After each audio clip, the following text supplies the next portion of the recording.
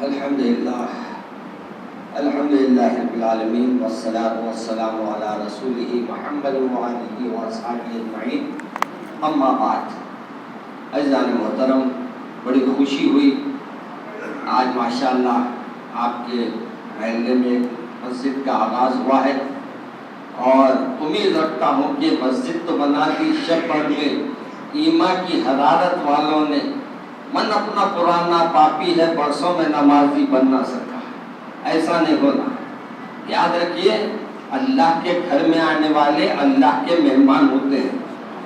آپ دوسرے لوگوں کے پاس جاتے ہیں، اگر آپ کی مہمان نوازی ہوتی ہے تو بڑا ناز کرتے ہیں آپ، ارے فلاں مقام پہ گیا تھا، میرے کو بڑی عزت ملی، لیکن آپ جس کے گھر میں آ رہے وہ جو عزت ملنے والی ہے اس کا خیال بھی آپ تصور بھی نہیں کر سکتے۔ اس لیے آپ سے میری پرسنل گزارش ہے کہ وقت کی پابندی کے ساتھ مساجد کو آباد رکھیں، اپنا وقت زیادہ سے زیادہ اللہ کے گھر میں گزاریں۔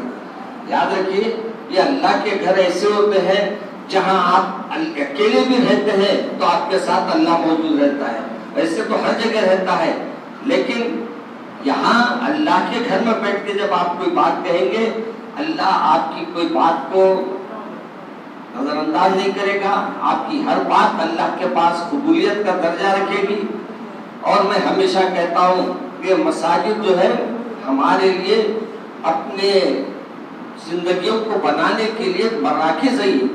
ہم اگر 5 وقت یہاں آتے ہیں تو اپنی زندگی کے طریقے کو ہم کیسے گزارنا ہے یہاں سے سیکھتے ہیں، کیونکہ وقت کی پابندی جو سکھائی جاتی ہے، کسی انگریز نے بہت خوب بات کہی، اس نے کہا کہ مسلمانوں سے وقت کی بات سیکھو، مگر آج کل ہم لوگ ہی وقت بے وقت جانے کے عادی ہوئے، ہم خود لیٹ لطیف ہو گئے، مگر ہمارے پاس الحمدللہ آج بھی 5 وقت اللہ کے فضل سے گھروں کو آواز دینے والے آواز دے کر بلاتے ہیں، آؤ اللہ کے گھر کے طرف، آؤ اللہ کے گھر میں، تاکہ تم اللہ سے اپنی مناجات کر سکو، آؤ اللہ کے گھر میں، اللہ سے اپنے رشتوں کو مضبوط کرنا ہو تو آؤ اپنے اللہ سے رشتوں کو مضبوط کرو۔ اور یاد رکھو، دنیا کا ہر رشتہ آپ کا ساتھ چھوڑنے والا ہے، لیکن اللہ سے رشتہ جو آپ کا لگ جاتا ہے تو پھر وہ رشتہ روز قیامت نہیں بلکہ جنت میں بھی آپ کے کام آئے گا انشاءاللہ۔ تو جنت میں جانا ہے تو جنتی راستے کو اختیار کرنا پڑے گا۔ ہم چاہتے ہیں کوئی اور روڈ پہ، اور امید رکھتے ہیں اللہ سے۔ اللہ سے امید اس وقت رکھیے جب اللہ کے احکامات پہ ہم چلتے ہیں۔ آج کل مصیبت یہ ہو گئی ہے، ہم اللہ کی اللہ کو ماننے تیار ہیں، سب جنے کہتے ہیں ہم اللہ کو مانتے ہیں، مگر یہ نہیں کہتے کہ اللہ کی ماننے کے لیے تیار نہیں۔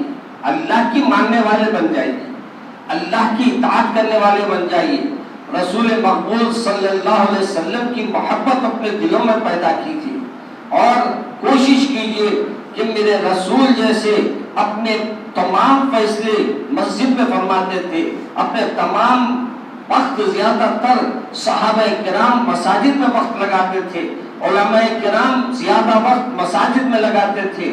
ہمارا بھی کام یہ ہے کہ جب کوئی آپ کا مددگار نہ ہو، آئیے 2 رکعت پڑھیے، نفل پڑھیے، پہلے تو فرض ہی ادا کر رہے ہیں، سنتوں کا بھی اہتمام کیجیے، نوافل کا بھی اہتمام کیجیے، اور 2 رکعت نوافل پڑھ کے اللہ کے گھر میں بیٹھ کے آپ جو مانگیں گے انشاءاللہ اللہ تبارک و تعالیٰ آپ کو مایوس نہیں کرے گا۔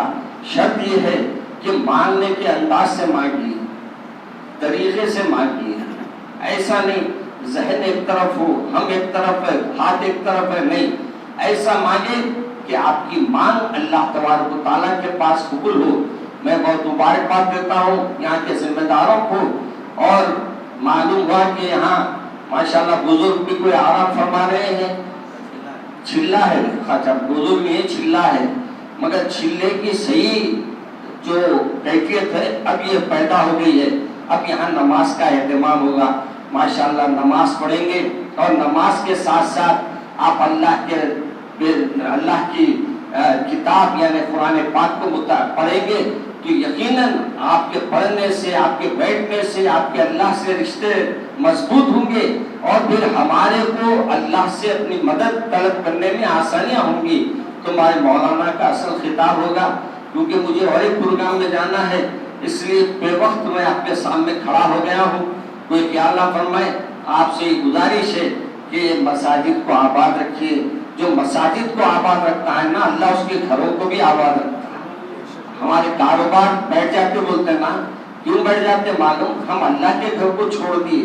اللہ کے گھر کو آباد رکھیے، اللہ کے گھر سے رشتے رکھیے، اللہ سے اپنے رشتوں کو مضبوط کیجیے، اور وہ تمام چیزیں کہاں ہوتی ہیں؟ مساجد میں ہوتی ہے۔ مساجد میں اللہ کے فضل سے کام ہو رہے ہیں۔ اللہ سے میں دعا کرتا ہوں کہ اللہ تبارک و تعالیٰ اس مسجد کو آپ کے سجدوں سے آباد رکھے، اور آپ تمام کو زیادہ سے زیادہ اللہ سجدہ۔ تو رمضان مبارک آ رہے ہیں، ماشاءاللہ صبح جب مسجدوں کو آتے ہیں، شیطان صاحب قید رہتے ہیں نا، اپنے شیطان صاحب قید رہتے تو مسجدوں میں بھری ہوئے رہتے، مگر پہلے عشرے میں رہ رہے مسجدہ فل، دوسرے عشرے میں خالی ہو جاتے۔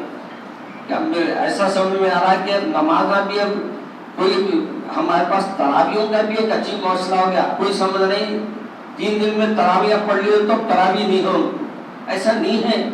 تراویح تو آپ کی ہے، پورے رمضان ہے، 20 رکعت آپ کو پورے رمضان میں پڑھنا ہے، مگر ہم لوگ آج کل کیا کر رہے ہیں؟